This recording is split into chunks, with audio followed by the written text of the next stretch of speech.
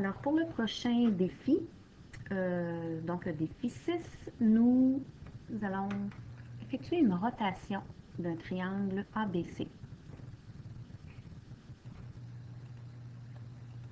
Alors, une rotation, nous avons besoin du centre de rotation, appelons-le O, donc on peut renommer directement ici, O.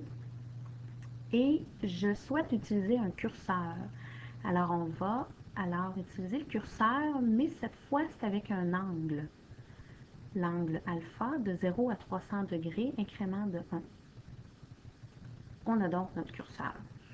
On effectue ensuite la rotation. Alors, l'outil rotation, la rotation de quoi? De ce triangle, selon ce centre. Et ici, on va vraiment indiquer que c'est en fonction de notre curseur. Alors voilà. Si je bouge mon curseur, évidemment, j'ai mon pointeur. On a alors cette rotation de 0 à 360 degrés. Par la suite, je vais voir les traces de cette construction. Alors, je vais aller quand même chercher ma fenêtre algèbre.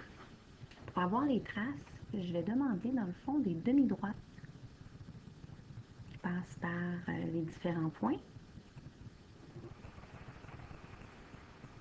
Voilà, je vais faire la même chose avec l'image.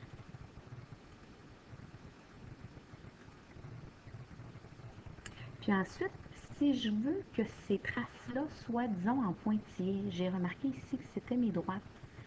Alors, je pourrais, du coup, en cliquant droit, puis en allant chercher chacune de mes droites avec la flèche du clavier vers le haut, alors je pourrais avoir une couleur différente, disons bleu.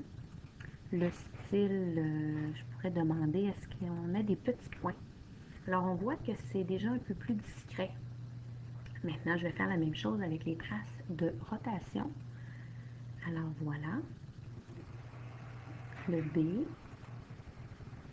le A et le C. Alors je vais effectuer la même chose ici. Je clique droit, je vais dans Propriétés, puis je vais aller sélectionner avec la flèche au clavier pour le faire d'un coup. Je pourrais le faire chacune à la fois, mais disons d'un coup, c'est plus rapide. Alors, utilisons ce trait-là, puis choisissons par exemple le rouge. Alors, on a à ce moment-là nos traces de rotation. Ça nous permet d'expliquer aux élèves, donc d'avoir un fichier d'animation qui nous permet d'expliquer la rotation comme telle.